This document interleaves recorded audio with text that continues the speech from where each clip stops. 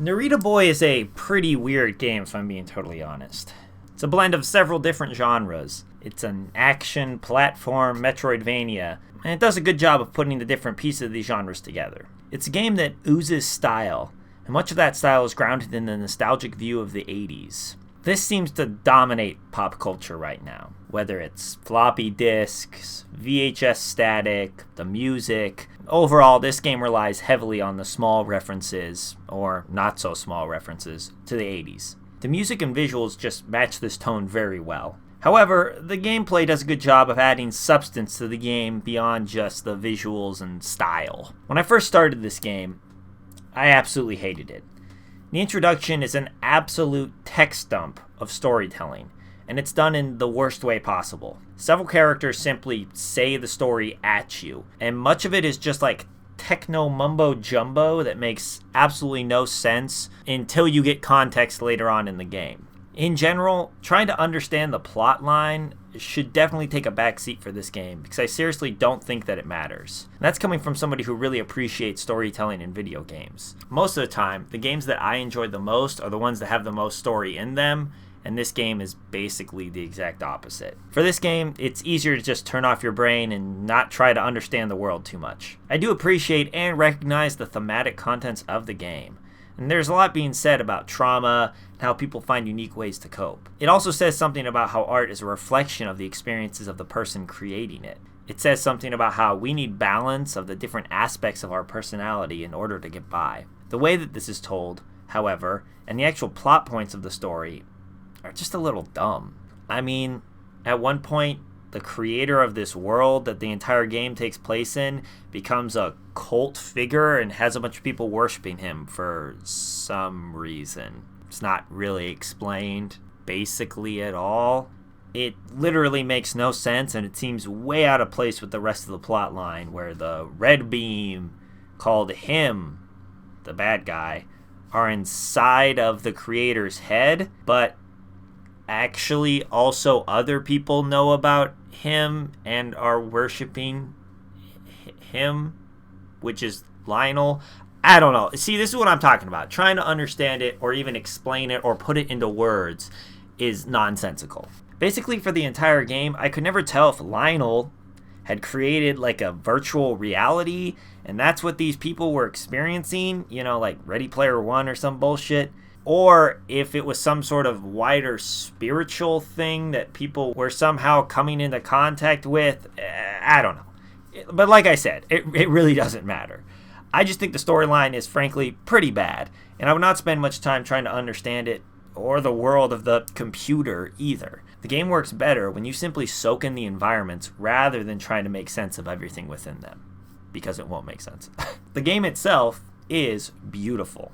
Even though it has low-bit graphics, and those can get a little tiresome because it seems like every indie game has the exact same style, this one has some very striking scenes and backgrounds that really showcase the visual fidelity of graphics like this. There were multiple moments that made me say, wow, that looks really cool. I really appreciate the style that was put into so many different scenes throughout the game. Tying into that style, this soundtrack is killer. I don't even like the style of like synthwave, electro-pop, lo-fi, whatever, but the visuals and the soundtrack match so well that it really improved the game experience overall. The credit scene especially has an absolute banger of a song. The red people have gone crazy.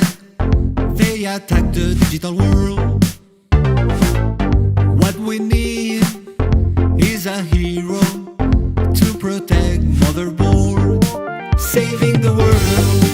Narita boy. Another issue I had with the game was these strange tonal shifts that would happen throughout the experience. It was like the game wanted to be very serious and deal with pretty heavy topics like abandonment, parenting, death, and trauma, but it also wanted to be the fun, referential 80s game that includes techno dancing and DeLoreans and other stupid shit like that. It makes it hard to take a game seriously when it's trying to be these two different things at the same time.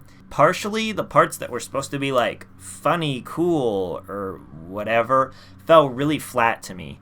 Every time you die, it says, "Rest in force," which I don't really understand, and it gets really annoying after dying throughout the game. It just kind of sucks you out of this really intense boss fight or something like that because it's like this stupid devil horn joke almost. I don't know. It was dumb.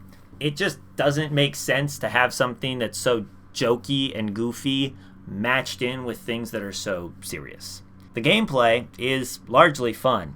The combat's very crisp, and it keeps the player on their toes throughout with a variety of enemies and location, and continually gives the players more abilities throughout the game that you can add in and use and experiment with. There's a constant need to be using the different abilities, attacks, and colors of the trichroma in order to defeat the enemies that they present to you. But also, the game is not overly difficult, which is another thing that indie games seem to be obsessed with lately, which is like making the game as difficult as possible because that's what old school games were, or something like that. And I hate when there's unnecessary difficulty in a game. This game strikes a good balance of presenting some tough enemies and bosses, but also not being so hard to make the player frustrated. Some of the boss battles did start to wear me out, but normally it only took me a couple tries to find the sort of key sequence to use that let me defeat the boss. Like I said earlier, the game does have some Metroidvania elements outside of the combat, such as backtracking. I hate that so much. There's no map in the game, and expects you to find these vaguely named locations of random stuff in the game. You have to wander around until you find it. Most of the time, it just means a fetch quest, where you have to find a floppy key to open a different door, to then backtrack through that door to get a different key to go back to another door, and so on and so forth. I don't think that this game loses any of the things that make it fun if it was just a straight linear experience. I don't think the game is diminished, and I think it removes the thing that made me the most frustrated about the game, which is the moment where I say, where the fuck do I need to go? Where the fuck is the Perpetual Glitch Summit, or the Techno Rain Dance Zone, or the Bathhouse of Processor Power, or the Random Access Mayflower, or whatever other weirdly named technology-based name for some location that I'm supposed to find? It gets really tiresome after a while. Despite that, I think the game is really fun. I played it on Game Pass, and I do think that always makes me appreciate these somewhat smaller games because I have little commitment in terms of my wallet. I think the game does a lot really well, and there are some other things that are annoying or just downright bad, but the positive outweighs the negative. If the game had better writing and a little bit more focus to go along with its combat and visual styles, if they made puzzles that were more than just a search for 3 symbols, and if they worked on the backtracking, I think this would have been an amazing game. I would compare this game directly to Katana Zero in a lot of ways, but where Katana Zero shines in its story and its tone, this game is pretty weak. They both offer unique styles and combat approaches to games that are clean and fun and interesting throughout, but one also has an interesting story that actually makes sense, where Narita Boy does not. That being said, I think you should still play it.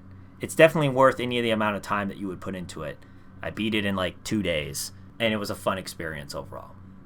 So, anyway, bye.